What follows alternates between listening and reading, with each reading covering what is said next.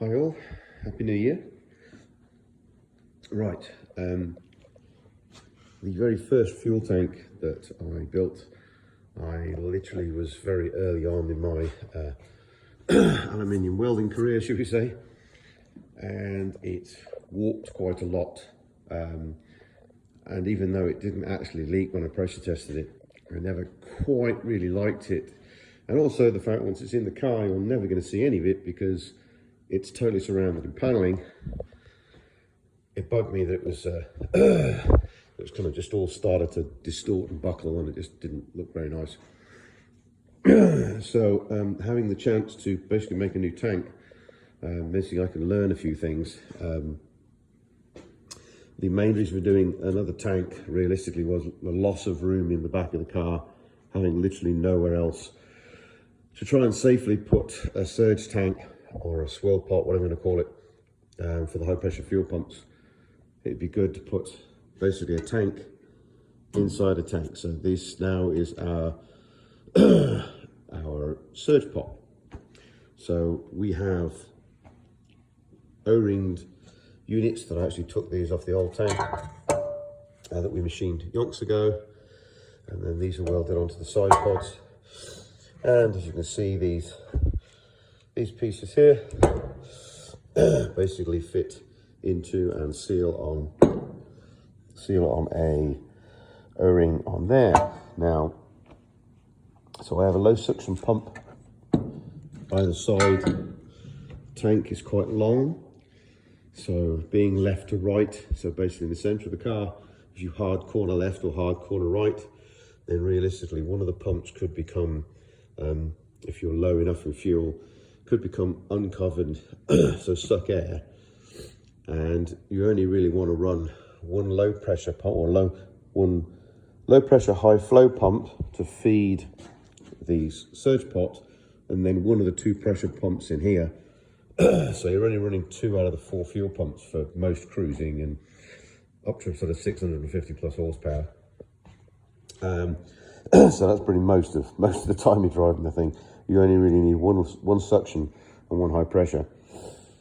But as you're fuel cornering hard, then basically it might uncover that tank, might uncover the low section pump. So we've got one either side, and we have put basically, see a little here, it's a little float switch. So even when we're not in track mode, I can be able to put the car into track mode. So basically it'll run all 4 pumps all the time. If you're just normal driving, if the level in this pot starts to go low, then basically it will automatically, the ECU will kick in the second low suction pump to make sure that this tank here has enough fuel in. Now, it's taller than it is the cross-sectional area. That's better for a pot because basically it's like water, it de-aerates pretty good if you've got some head pressure. So we have in here our drop-in high pressure pump units. So we have a reasonably deep tank. This is our twin Walbro 450 pumps, and obviously our isolated 4 electrical connections. There are plastic isolators to stop the electricity getting through here, and then our float switch there for basically road driving if for whatever reason either one low pressure pump fails, or say for whatever reason it just goes low in there. Now this unit was a bit of a pain. We had to go 2 pumps into 1 fitting. I haven't got a huge amount of headroom. I've got to get underneath the bar where the seat belt mounts are. So I couldn't find a fitting to get as tight in it here as I wanted to. So we basically machined a billet plate. I machined a secondary top piece to turn the fuel 90 degrees. And then we welded it in from underneath. And then I threaded that one because that's the feed out. Now this will be the feed out to the engine. This is the return for the fuel rail. It's kind of big, but it doesn't matter. I just sort of made it symmetrical. So this is our return from the fuel rail. This will be our pressure out to the fuel filter, etc., etc. This pipe here, we had to go from both pumps Luckily, the Warbros do have internal non-return valves, so you can run one. It won't just squirt back down the other side of the pipe. So we had to make a fitting up here. So it's kind of interesting. I got a threaded reducer, turns a 1-inch piece of billet just to give me a bit more land. Drilled 2 holes in there that were just undersized on these aluminum pipes, and basically press fitted the 2 pipes into this piece here, and then welded it to the reducer and welded all around here. So basically now we have a twin pickup from the twin pumps out of here. So I'll drop that back in. So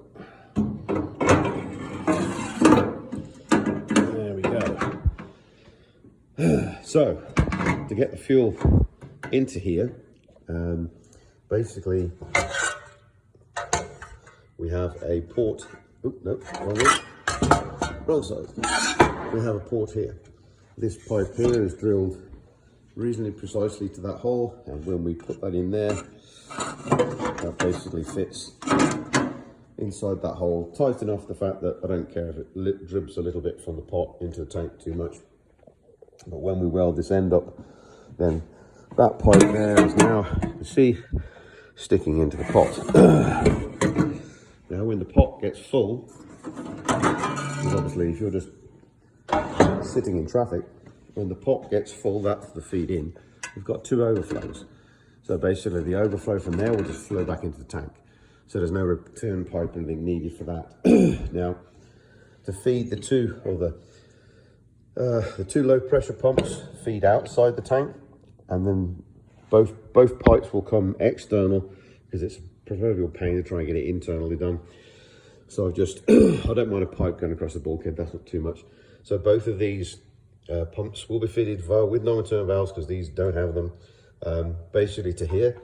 So this is the port that basically fills this tank, and that's the overflow back into the tank itself.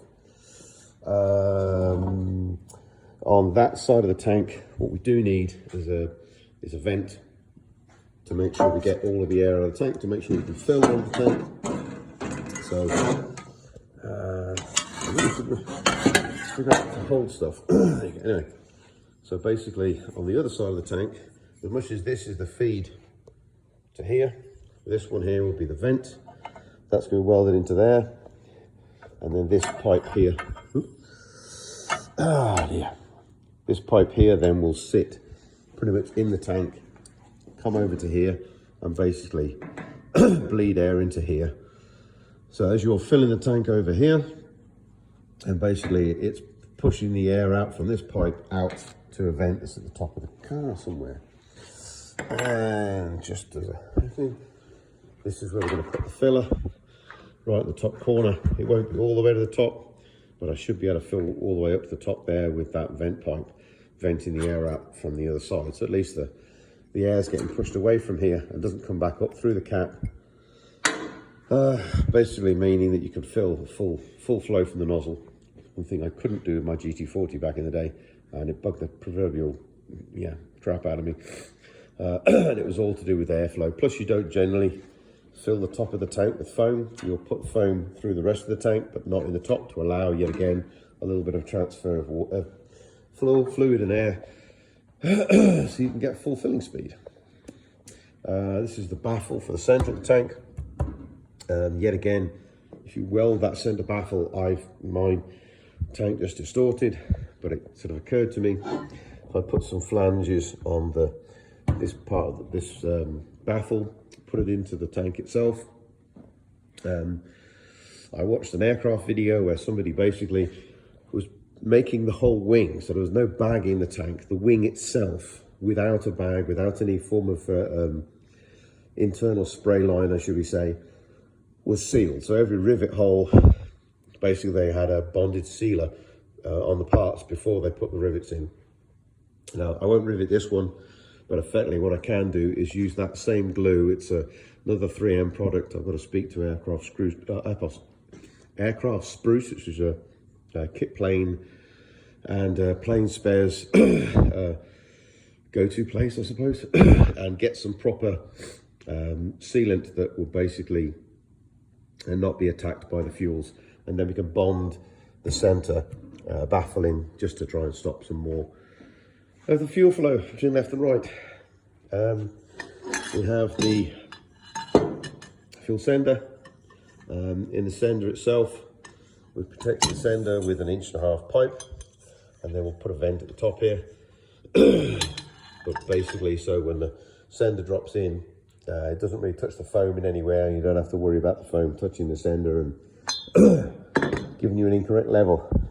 Plus, if you put a very small, take that one off, put a very small vent hole in here, then the amount of time it takes to change the level in the tube from steady state will be a bit longer. If I put like a 1/2 inch hole in here, it would float with whatever sort of levels going in the tank left to right. But if you put a small hole, like a 2 mil hole in here, it's enough to give you a steady state level. But if you get a sudden kind of left to right of the fuel level won't change too much. So we're going to put a vent hole in, but not really big.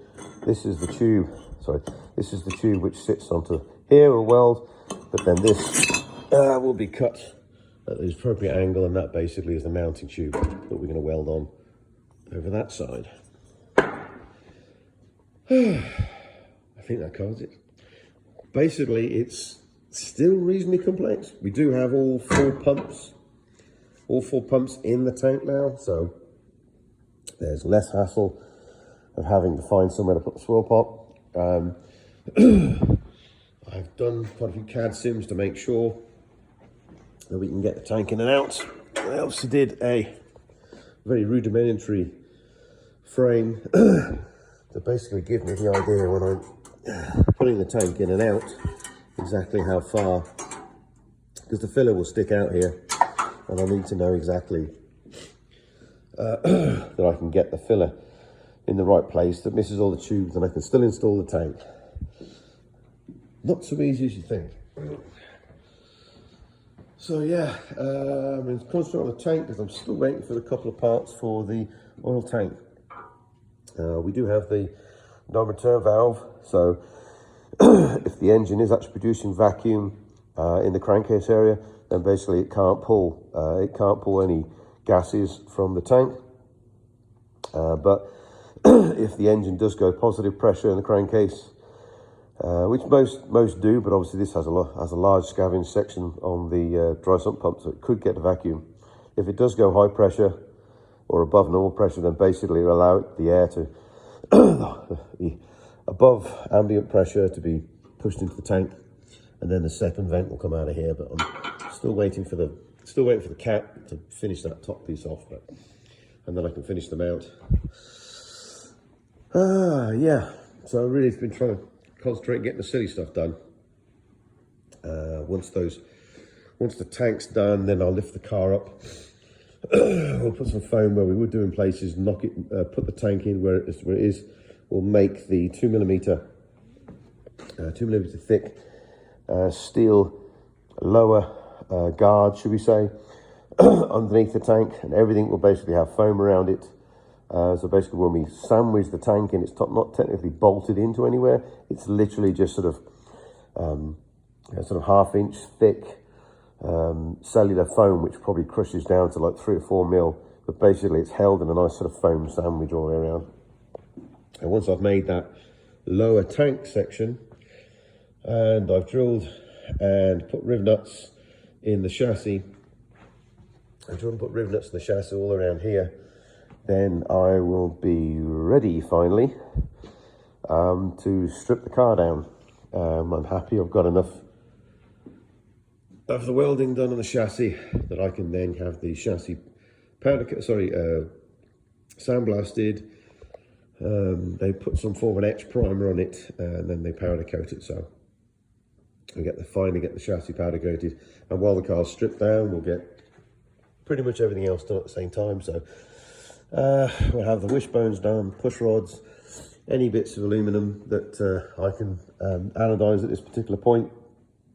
I'll paint the the bare aluminium parts of the radiator, not the fins, but basically the secondary section. I'll probably paint the rack because it's always good protection to paint the rack. Same with the rear suspension. I won't do this rear piece here because that comes off afterwards, and I can basically get that done separately. because we still haven't done this piece where it bonds to the roof section. And I've also got some spring-loaded pieces here, so when you undo the rear clip, it jumps up. So I need to weld them on, but I can get all the frame, gearbox frame done, all the chassis work done. Strip the car down. I've already got a list of, knocking on about 10 items now of final bits of welding that I've got to do, which makes it a lot easier once the car's stripped, and then get us a powder coating. Target is the end of January, and starting to put the car back together, or at least majority of the stuff in February. Final motor build, obviously February, and then hopefully March time we'll have the motor completely final assembled, all tightened up. Gearbox, flywheel, clutch, which we've ordered, but it's at least not here yet now. We did end up going for a Kennedy in the end. Shame ordered to try and fit a uni clutch. If you don't know what a uni clutch is, just Google it. But they don't do a system for this yet, and I hadn't quite got enough time to wait until third quarter this year to wait for their new triple plate system, which is a shame, but maybe the next car. So yeah, aiming for sometime in February for reassembly. That's basically it. Yes, stuff's moving, but it's lots of stupid little shit stuff to get done, which is a shame.